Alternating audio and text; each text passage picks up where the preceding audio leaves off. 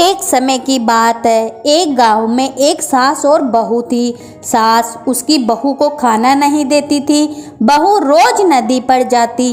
जाते समय घर से आटा ले जाती, नदी से पानी लाती, आटा गूंथती, पंसारी की दुकान से थोड़ा गुड़ और घी खरीद कर लाती और शमशान की चिता पर रोटी सेकती।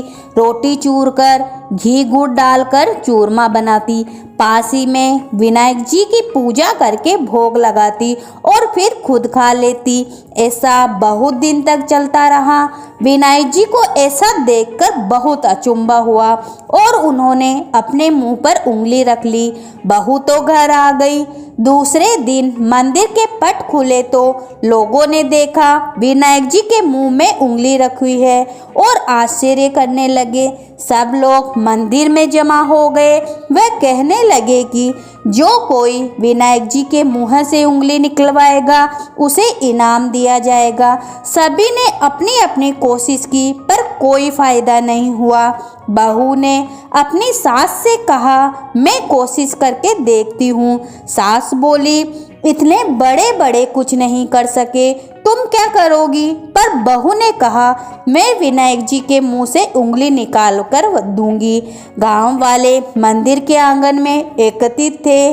बहू आई, निज मंदिर में जाकर कपाट बंद कर दिए और विनायक जी से बोली, मैं मेरे घर से आटा लाती, नदी से पानी लाती, पंसारी के गुड़ और घी लाती, चिता पर रोटी सेकती, इसमें आपको क्या आपत्ति हुई? आपको मुंह से उंगली हटानी पड़ेगी। विनायक जी ने सोचा, इसने पहले मुझे भोग लगाया, सच्चे मन से मुझे ध्याया है, इसकी बात तो माननी पड़ेगी और उंगली हटा दी। बहू ने मंदिर के दरवाजे खोले।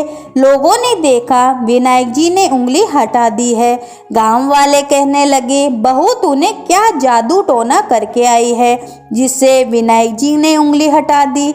बहू ने कहा, मेरी सास मुझे भोजन नहीं देती थी, तब मैं घर से आटा, नदी से पानी व पंसारी से घी गुड़ लाकर चिता पर उसे सेकती। पहले विनायक जी को भोग लगाती, फिर खुद खाती। इसलिए विनायक जी को अचंभा हुआ और उन्होंने उंगली रखी। अब उंगली हटा दी है।